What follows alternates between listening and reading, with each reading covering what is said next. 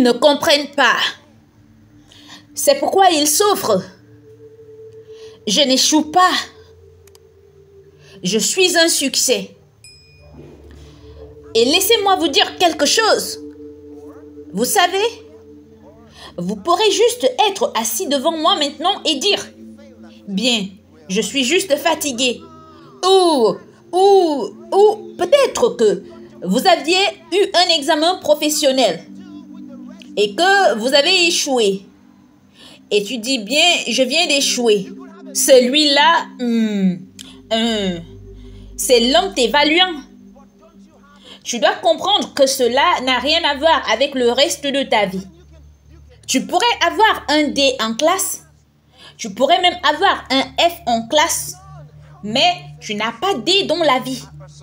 Je veux dire, vous pouvez avoir D en classe et quand même devenir la personne ayant le plus réussi dans cette classe. Allez, combien de professeurs réussissent dans la vie? Combien? Trop peu d'entre eux. Allez, lisons ce truc. Alléluia. Gloire à Dieu. Ne laissez personne vous mépriser. Paul a dit à Timothée que personne ne méprise ta jeunesse. Est-ce exact? Oui. Vous voyez, il est si important que nous comprenions la parole de Dieu. Et nous devrions nous regarder avec les yeux avec lesquels Dieu nous regarde. Vous pouvez être habillé en chiffon, mais qu'il soit soigné. Est-ce que vous m'entendez? N'enviez jamais personne. Vous comprenez ce que je vous dis? N'enviez jamais personne. Vous allez quelque part. Souvenez-vous de ce que je vous dis souvent. Personne dans ce monde n'a jamais été comme toi. De tout ce que Dieu a créé, personne n'a jamais été comme toi. Et aujourd'hui, plus de 5 milliards de personnes sur la surface de la terre ne sont pas comme toi. Et personne ne sera jamais comme toi. Tu es absolument unique. Il ne peut pas le faire exactement de la même manière. Pourquoi? Parce que les deux matériaux sont différents. Donc, qu'est-ce que cela signifie? Il y a une place pour toi dans cette vie. Il y a une place pour toi. Un lieu de joie, un lieu de prospérité, un lieu de réussite. Et tu décides que tu ne prendras pas la place d'une autre personne.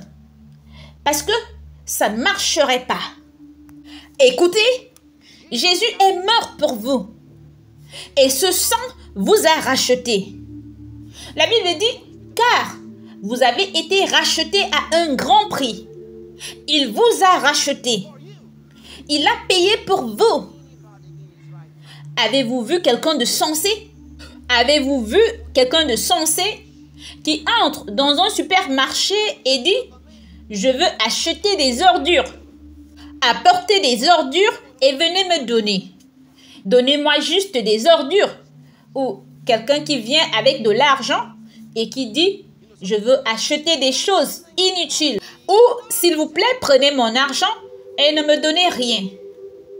Vous savez, certaines personnes disent que, oh, nous ne sommes rien devant toi. N'importe quoi. Ils pensent qu'ils sont humbles. Non, mais ils sont ignorants. Vous avez été rachetés à un grand prix. J'aimerais savoir ce que je vaux pour Dieu. J'aimerais savoir ce que je vaux. Quelle est ma valeur? J'aimerais savoir qu'est-ce que je vaux. Je puis vous dire ce que je vaux. Maintenant, regardez ceci. Si je retire cette bague, ça, c'est mon alliance. Si je la retire et je vous la donne, et je dis, prends, je l'ai achetée à 2500 Naira. Tu la prendras et diras, ah, merci, merci beaucoup. C'est ce que tu me diras. Et puis, tu la mettras quelque part. Et tu pourrais même l'oublier. Mais si je disais, prends-la, ça fait 2 500 000. Tu diras, oh mon Dieu, as-tu dit, que je devrais la garder pour toi ou... Vous comprenez de quoi je parle maintenant? Ok. Pourquoi ai-je dit cela? Vous savez que la bague n'a pas son prix marqué dessus, n'est-ce pas? La bague n'est pas de l'argent. Donc, vous ne le savez pas. Mais elle a de la valeur. Alléluia. Nous voulons savoir quelle est ma valeur. La Bible dit qu'il nous a rachetés à un grand prix. Oui, quel prix? Je veux savoir quel prix. Pierre nous dit quel est le prix. Venez avec moi dans 1 Pierre chapitre 1 verset 18.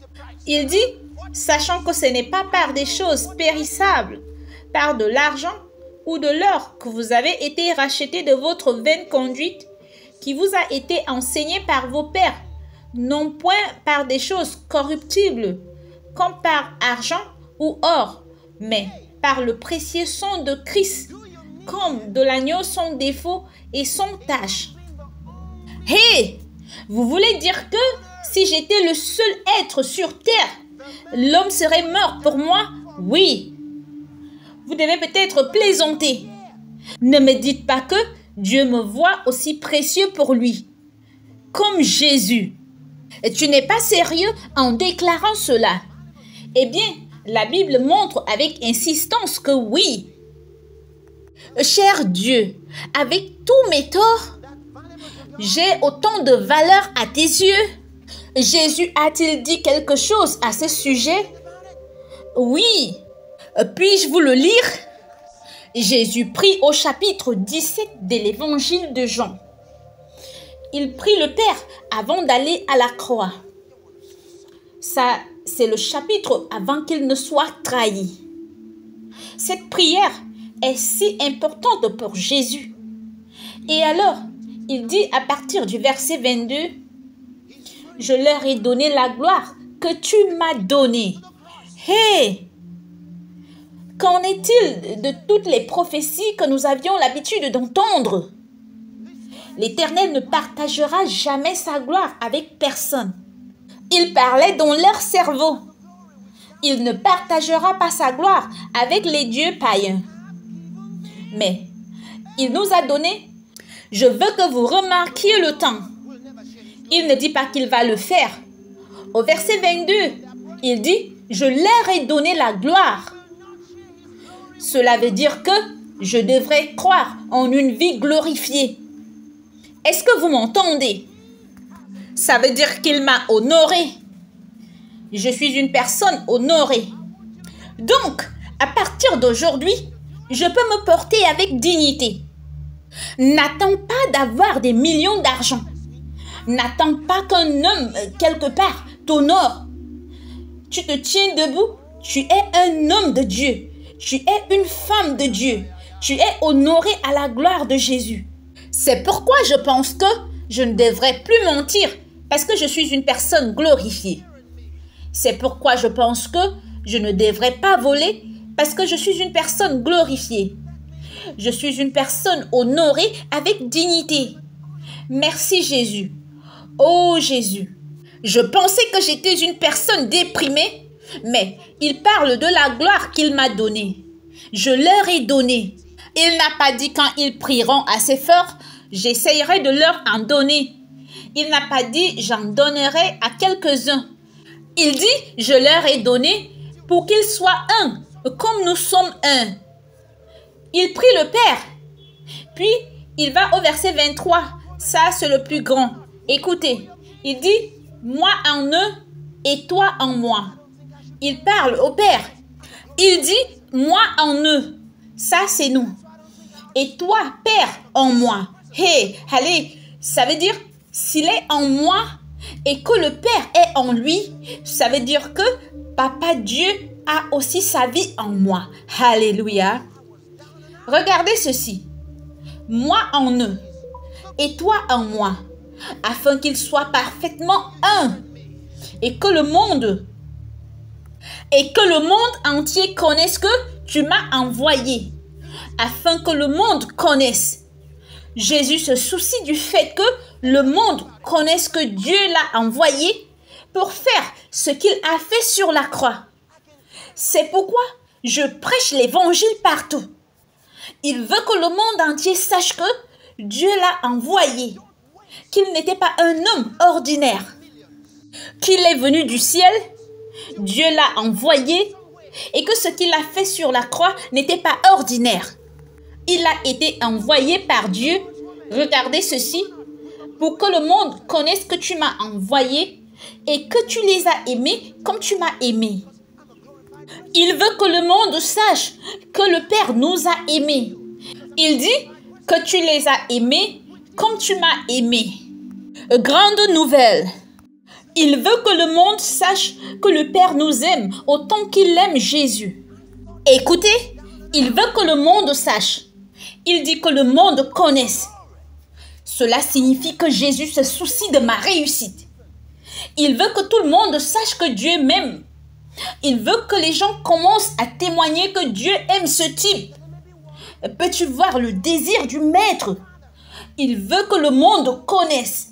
Il veut que ceux qui travaillent avec toi sachent. Il veut que ceux qui vivent autour de vous sachent. Il veut que tout le monde entier connaisse que le Père nous aime autant qu'il aime Jésus. Il a mis autant de valeur en nous comme Jésus. Donc, si tu es pris par la maladie, Jésus veut que tu te lèves soudainement et que tu surprennes le monde. Que le monde connaisse que le Père t'a aimé. Et si tu crois en Jésus et que tu as vécu dans la pauvreté, il veut que tu te lèves soudainement, que ton entreprise continue à être bénie, à se développer, glorifiée, pour que le monde connaisse que le Père t'a aimé. Pensez-y, est-ce réel? Je vous ai dit que je voulais vous montrer quelque chose dans le livre de Jacques. Pouvons-nous aller dans le livre de Jacques chapitre 1? Il veut que le monde connaisse. Merci Seigneur Jésus. Oh, alléluia. Alléluia. Je suis béni. Je suis béni. J'ai dit que je suis béni. Et je marche dedans. Gloire à Dieu. Je marche dans la bénédiction. Hey, alléluia.